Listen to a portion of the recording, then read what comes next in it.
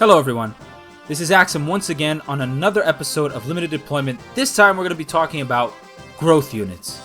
But I'm here to try to explain it to people that really can't grasp the concept or have difficulty understanding what is defined as a growth unit and applying their usage towards the gameplay. Now, a growth unit is usually a unit that comes with not very good bases, usually underleveled, and is distinguished by its ability to grow exponentially well, meaning it has high growth rates. Not every growth unit is a villager or of the Est archetype. One example of this is Wolf and Sedgar from Shadow Dragon.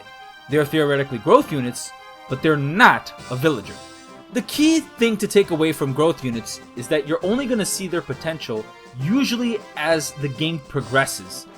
And at the moment that they're recruited, they're more likely than not a liability.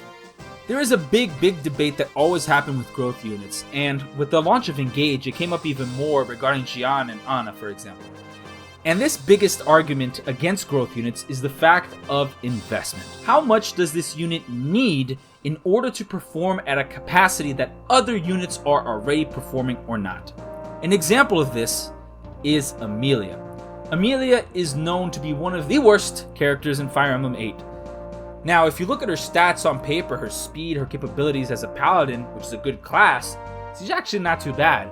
But the problem is when she arrives, she is so severely outclassed by everyone around you that slowing down your pace of game in order to catch her up while babying her, while giving her that favoritism, actually overall leads you to a worse play style. But what we're trying to say is that by slowing down your gameplay, you're really just diverting resources to benefit Amelia.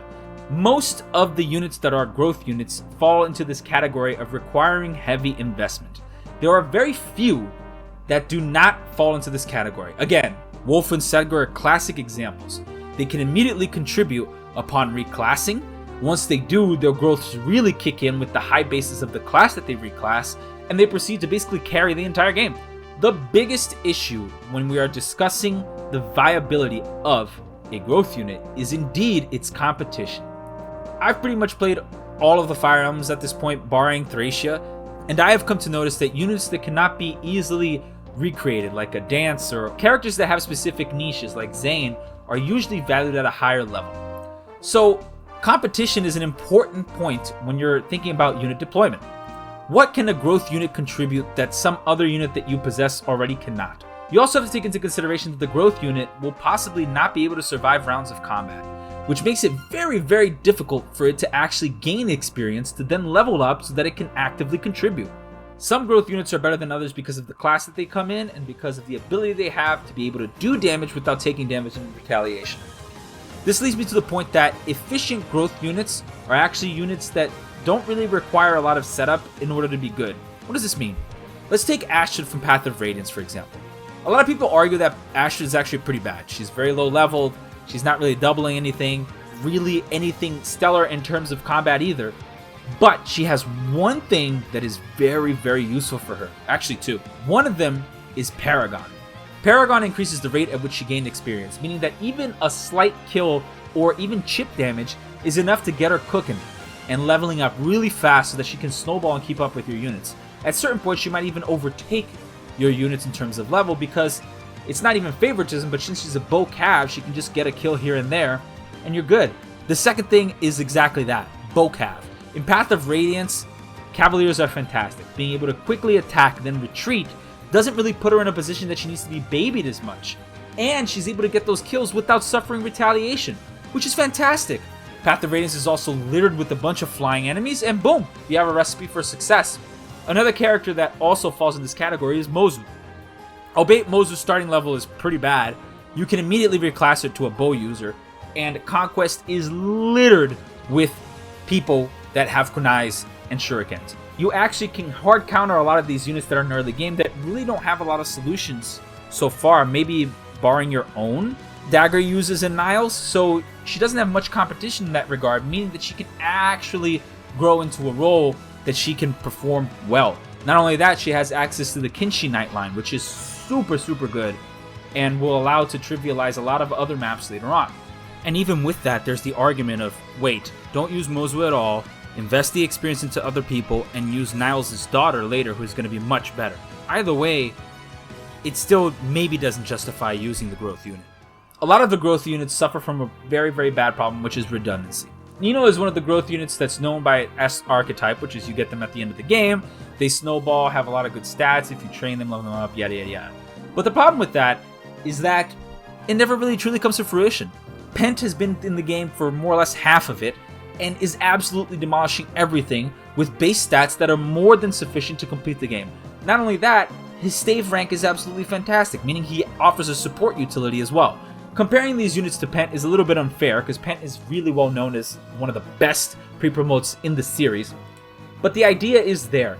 The competition has now made her redundant, because there's no point in training Nino if you already have a Pent. And not only that, you also had access to Urk and Lucius early. Lucius is a perfectly good example of a growth unit that doesn't really require a lot of investment.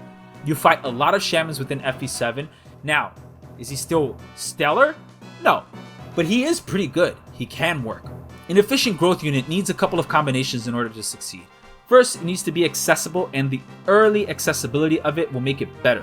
Cyril in 3 houses is much better when you can get him earlier as opposed to later, because his bases are lower later, and also because earlier you can actually mold him into a better unit faster, and his aptitude will kick in, giving him more growths over averages in that regard.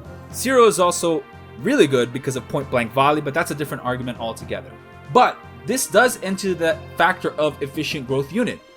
You have to have a reliable 1-2 range option, because you need to be able to attack without being counterattacked so that you don't put yourself at risk. It's great for chip damage, which can also grant more experience so that you can level up.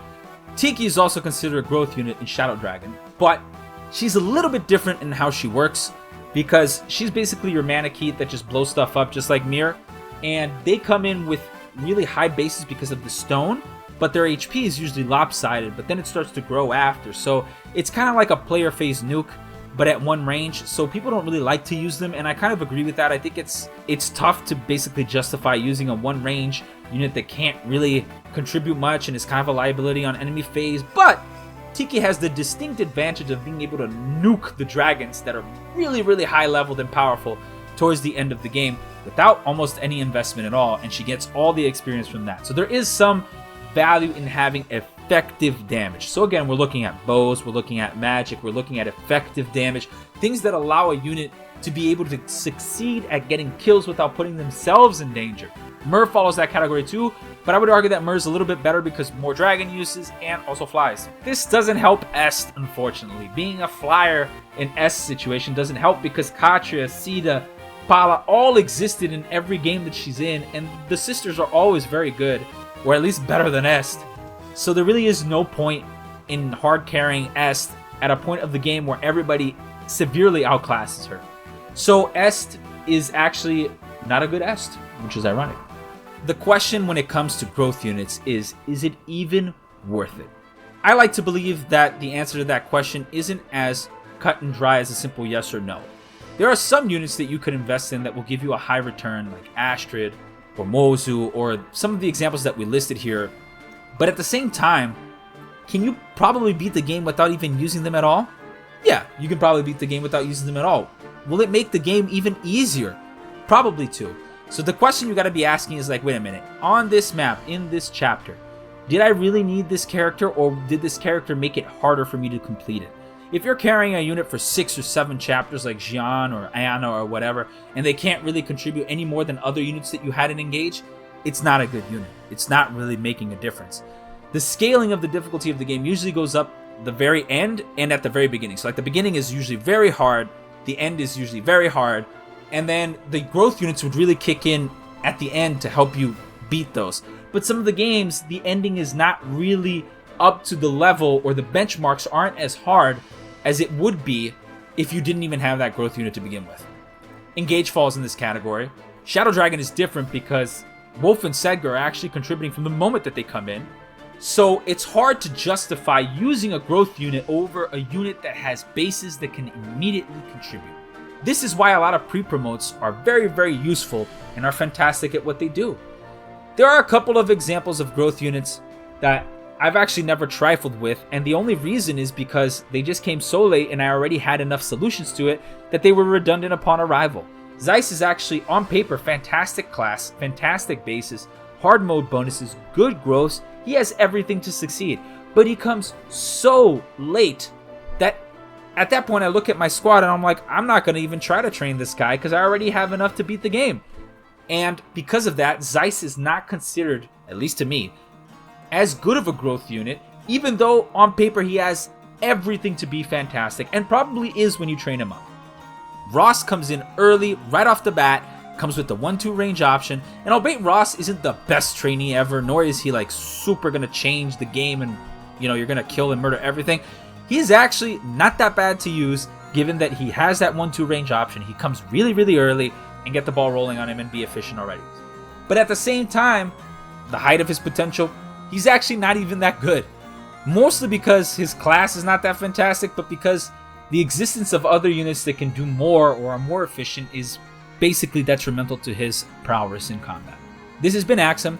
I've hoped this video has helped you understand a little bit more about growth units, understand about how favoritism, investment, competition, and the redundancy play into the factor of making a growth unit good or bad, understand what's an efficient growth unit versus what's a non-efficient growth unit, and that this helps you make better decisions on your future playthroughs of Fire Emblem. What about you? What do you think is a good growth unit? Please let me know in the comments down below. Please leave a like and subscribe, and thank you so much. Have a wonderful day.